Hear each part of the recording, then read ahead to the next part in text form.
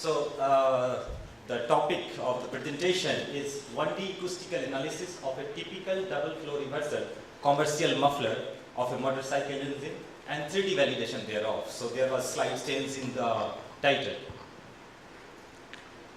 So here's the outline of the presentation. First I will talk about in the introduction section that why the flow reversal chamber mufflers are needed, and then the motivation and objectives of the present study, and followed by this the flow network analysis of the muffler, and then the acoustic analysis for which I have used integrated transfer matrix approach for 1D analysis, and for 3D I have used LMS Virtual Lab.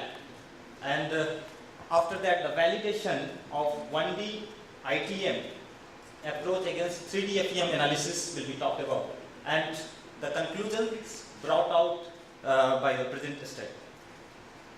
So the question is that why the flow reversal chamber mufflers are needed, and there are several reasons.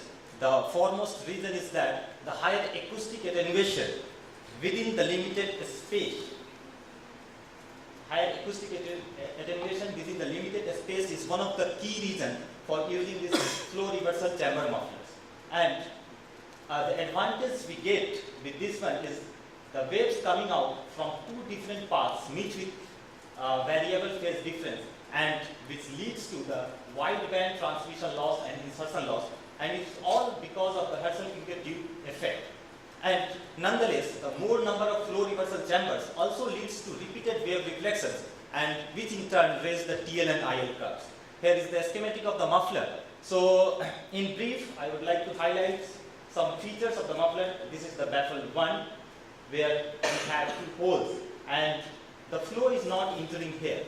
This is the baffle 2, and this is the baffle 3, and we have three chambers, C1, C2 and C3. So the flow comes first from C1 to C3, and again the reversal occurs at this baffle, and again when the flow comes to C2, and after this it goes through the tailpipe. So the minimal back pressure along with the adequate acoustic attenuation has motivated us to do the flow distribution analysis of the present muffler, and the present study has aimed at following objectives. First is the flow network analysis using lumped flow resistances to find out the flow distribution and the overall back pressure of the muffler. The second is that the 1D approach application for doing the acoustic analysis in plane wave region, and further the validation of a 1D ITM approach against the 3D FEM analysis. And at the last, and this is very important, that the effect of mean flow on the muffler, where only a few holes are on the pipes and baffles instead of perforated pipe segments and perforated baffles. As I have shown that in these baffles only there are only one hole on this baffle and on the baffle number 2. So basically the fancy term for this kind of holes are called the weep holes. So as we all know that the mean flow in mufflers affect the acoustic transmission properties in three different ways. The first is that the wave numbers of the forward and reflected waves gets altered, and it also introduces the aeroacoustic losses at sudden area discontinuities. And the most important one is that the change in impedances of perforates due to either grazing flow, bias flow, or the combination of two. And to account for this mean flow, the flow network analysis is needed, which is shown in the next slide. So once again here, this is the flow network analysis. So we know that the pressure drop and volume flow rate and flow resistance is related by this expression. And here one thing I would like to highlight, that this pressure drop is directly proportional to the square of volume discharge rate, and this volume discharge rate is analogous to the electric current. So this is the flow network. So the flow comes this total flow Q0, and it gets divided into Q1, Q2, Q3 to Q4, and all of these are in parallel because I have not considered the pressure drop in these small pipe segments. So again, when it comes Q0 there in the chamber, then it gets divided in Q5 to Q8, where Q8 is through this a small hole in the baffle. So the Q5 to Q7, this goes to chamber 3 and it gets reversed. So again, this Q9 to Q11 are in parallel, and all of this Q8 and this combination of Q9 to Q11 comes and meets here and it goes out of the tailpipe. So basically there are two types of flow resistance in this present muffler, and these are the sudden area discontinuities due to that, and the other are the flow losses due to the holes in baffles or pipes. So these are the expression for these losses. Here the values of resistances of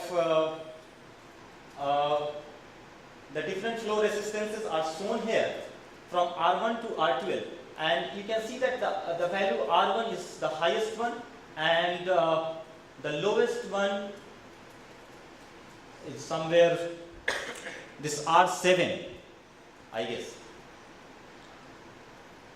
And the equivalent resistances of R1 to R4, R5 to R7, and R9 to R11 are given by this one, because all of these are in parallel. You can see that R5 to R7 and R9 to R11, the combination of these are in series, and which the combination of this is again in parallel with RA. So the equivalent resistance of the complete network is given by this expression. So in order to calculate the overall back pressure, that first the volume flow rate of exhaust gas is calculated, and this is given by this expression, and this table gives the various parameters of that, and the overall back pressure turns out to be 3.24 kilopascal, and the various volume flow rates are given by this, and here we can see that since there is only one hole, and that too also of the 5 mm diameter, and here we have two holes. So exactly this Q1 is 4.11% of the Q0, and Q2 is double times of that, and at Q3 that we can see that 4 holes are there of 11 mm diameter. So most of the flow goes through this, and similarly that all the flows we can see there. So now this is the 1D plane wave analysis, and this is done by the integrated transfer matrix approach, and basically this approach relates the state variables, that acoustic pressure and acoustic mass velocity, across the entire cross section. Suppose if I take this cross section, so we have two acoustic domains, 1 and 2. One is in the pipe and the 2 is in this cavity.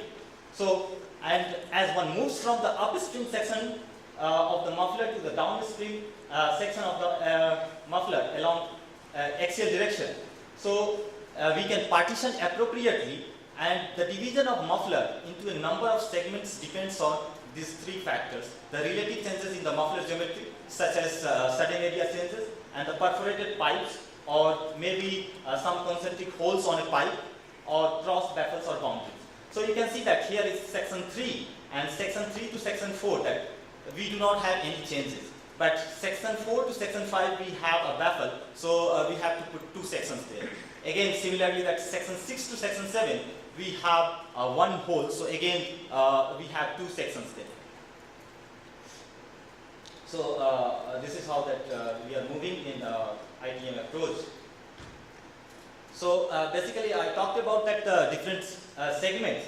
So we can see that up to, from section 3 to section 13, somewhere there. So we have 10 segments, and the acoustic domains, number of acoustic domains are 2. This is 1 and 2 there. From section 16 to section 19, again we have 3 segments and 2 domains, 1 and 2.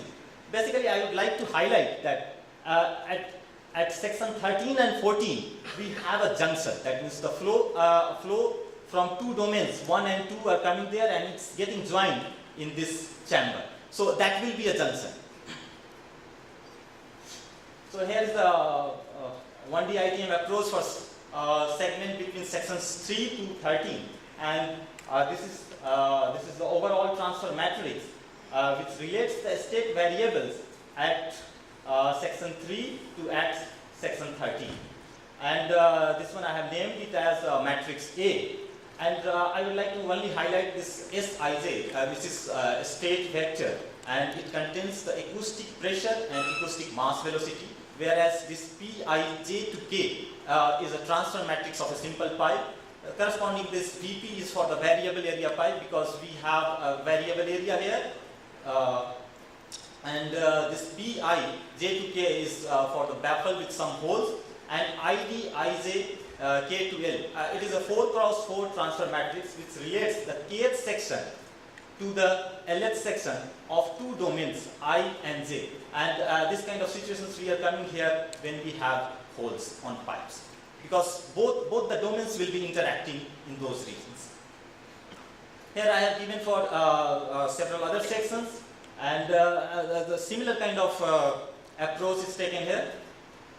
Now the relation between the acoustic variables at different junctions, and because the ITM we cannot apply at those junctions, and to incorporate those things at the junctions, what we need to do that, we have to take the mass continuity and momentum conservation. So all these relations are given with these two things.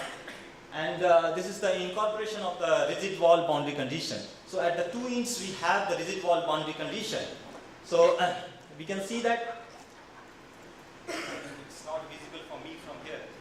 So this is the rigid wall. We have this is on the left side and this is on the right side.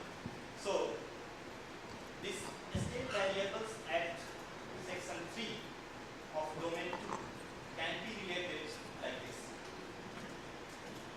And we can see that the state, the acoustic mass velocity in domain 2, and at this section it is 0. So we can straight away get the impedance expression.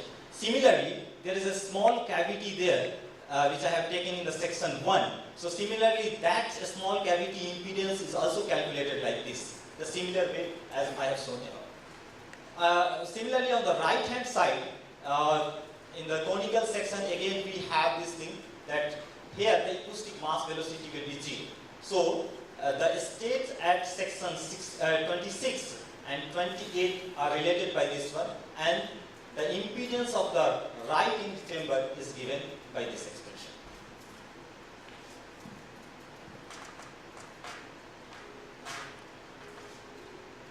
So this is the matrix. I would not like to scare you only.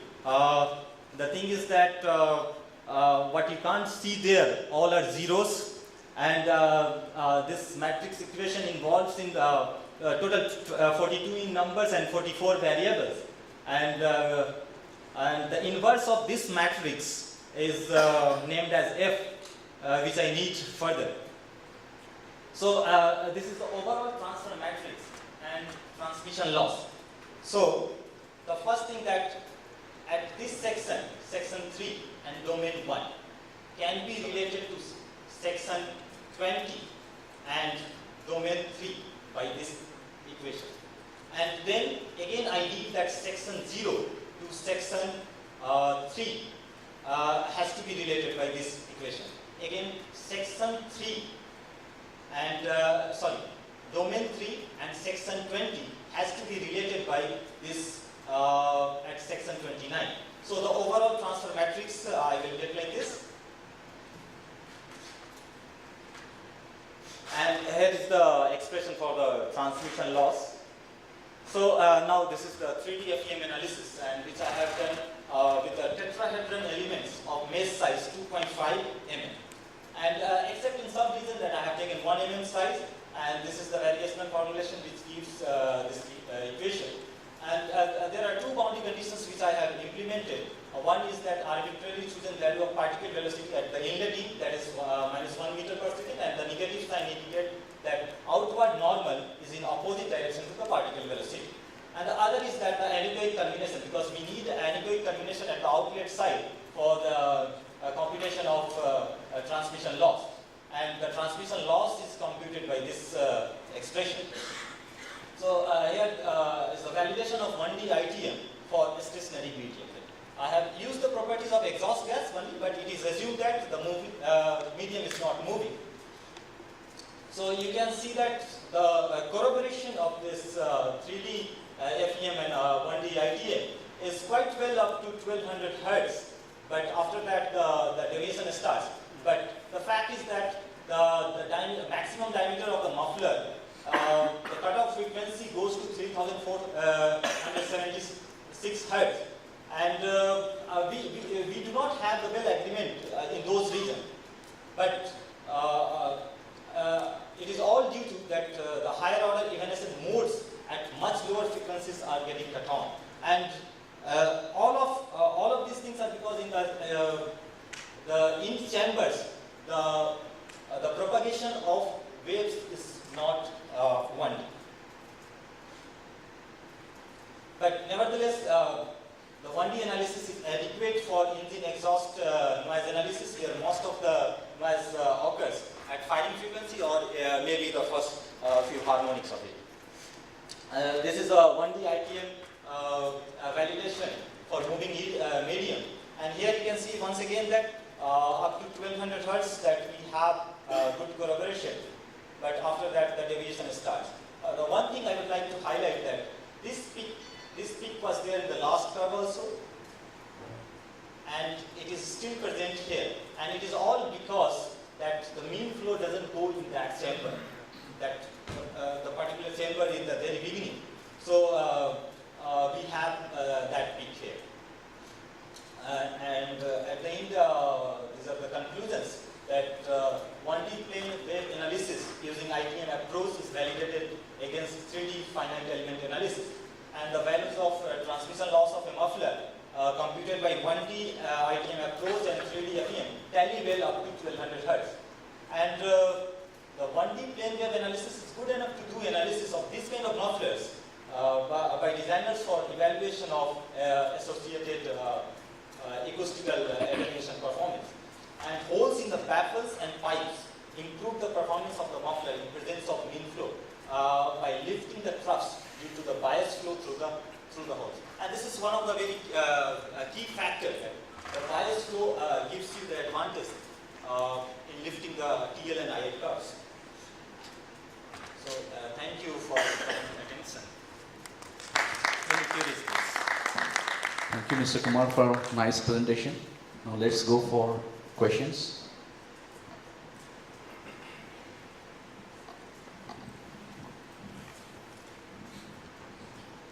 How much saving you can achieve in computation by moving from 3D to 1D? Okay.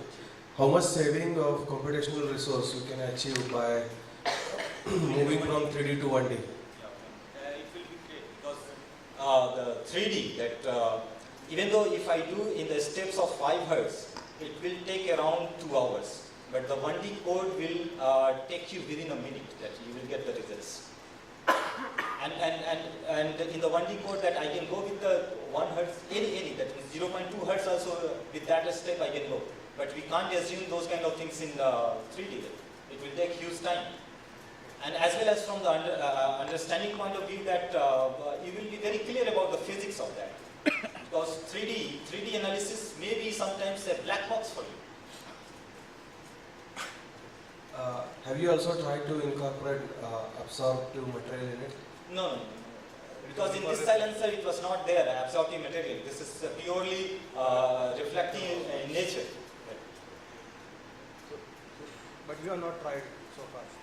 No, but because we were analyzing a particular silencer, and that silencer was not containing this acoustic absorptive materials. That is why I have not analyzed those things. Okay, thank you.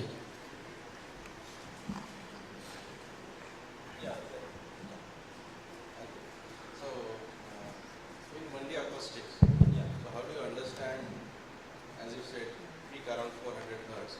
how really you understand it is coming due to which chamber in the after treatment or maybe muffler? Yes. So how do you understand that? See this chamber, that the flow can't enter there because there is a rigidity. And I have this one hole and this total cavity. So I can know exactly that what is the frequency resonance there. That this in chamber, and that exactly corresponds. So that is why I was telling that. No, but this is for this case. But how do I understand if I am getting some drop in TL, let's assume at maybe 250 hertz? How do I understand in 1D which chamber it is coming from? But if I look at 3D results, I think it helps me understand looking at acoustic modes. Yeah, actually, then in that case, that means if you talk about the chambers, you have to see that. Suppose for this chamber also, you will be having some holes, or may not be holes also, but you can relate your variables from here to this section. Okay, and then you know that for a closed in, that the expression is minus j y naught potential cannot get. So from there, that if you equate that one equals to 0, then you will get the resonance condition, and from there you can get this. If you look at just transfer function for that particular chamber, you will understand what frequency it will correspond to. Okay, yeah. Thanks.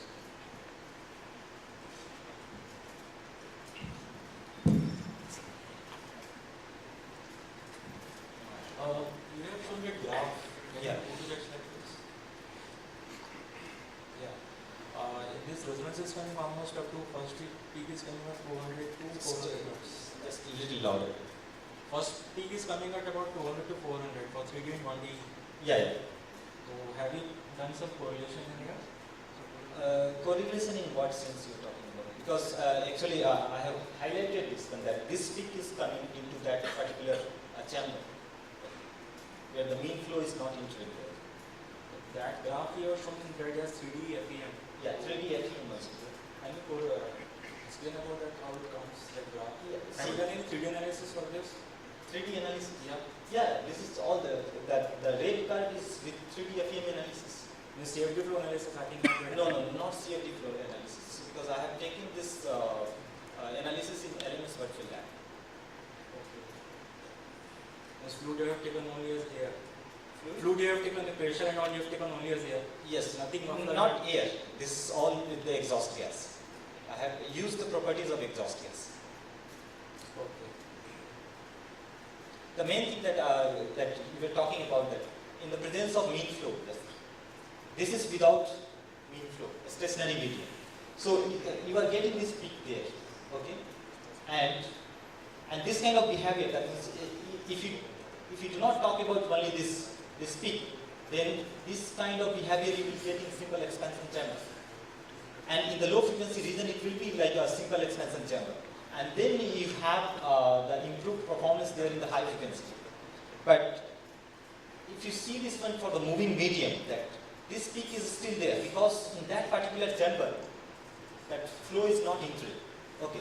But rest of all these troughs and peaks, because this mean flow will act in such a way that all these troughs will be getting lifted, and peaks will also come little down.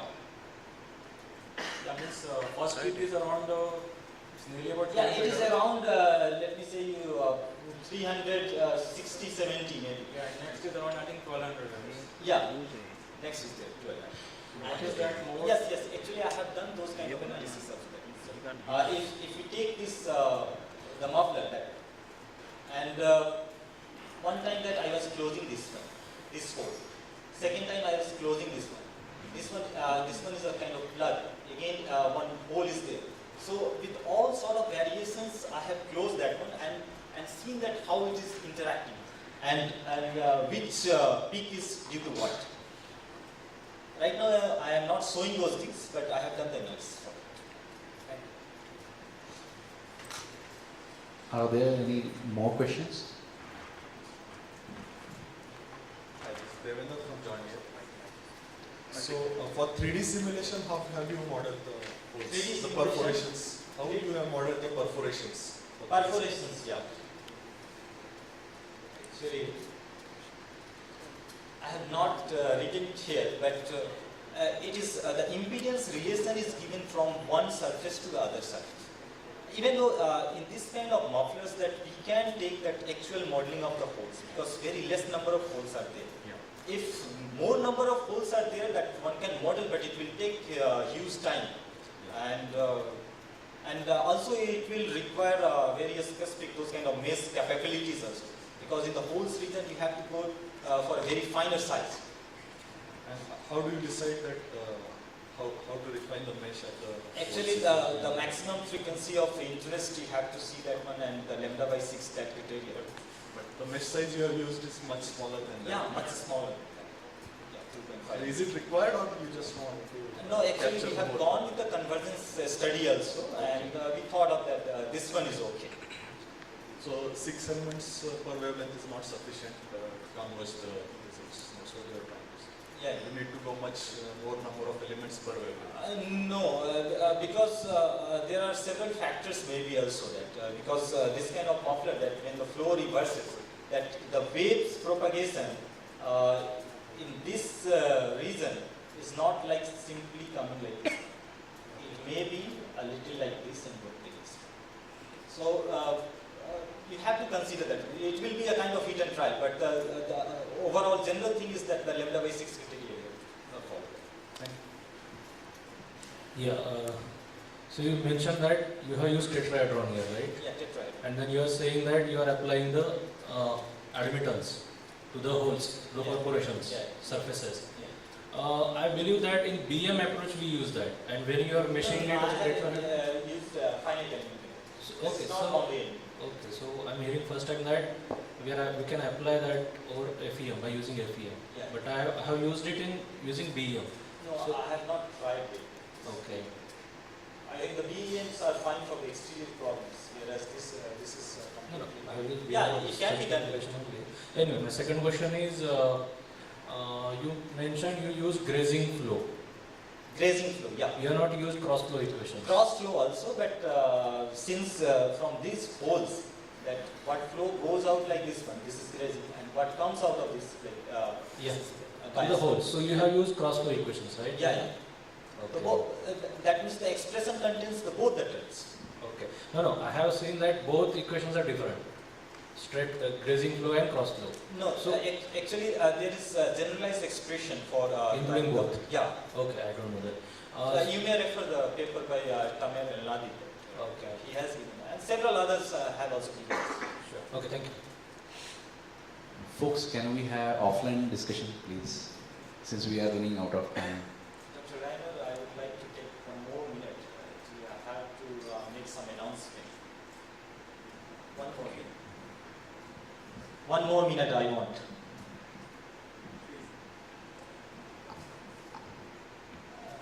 Actually, for the all the participants, I would like to inform that IIT Guwahati is going to organize this noise and vibration control short-term course during 4th to 8th of December this year. And all the participants will get a signed copy of the book written by Professor Munzar on noise and vibration control. And he himself will be there, and with Professor Amya Mohanty of IIT Kharagpur, Professor P. Chandramouli from IIT Madras, and Professor Kakoti from IIT Guwahati. So I hope that many of you may be interested in that. And a very special announcement for the teachers from government engineering colleges will be accommodated on campus, and they will be reimbursed second AC train fare or equivalent. And for the industry side, academic, first I will talk about the academic institutions. The government institution, that the registration fee is nil, but still we have seen that there are very less number of participants from there. And academic institution, but non-government, this is 5,000 rupee fee, and the industry research organizations 10,000. So I hope that many of you may come there and join that course. Thank you.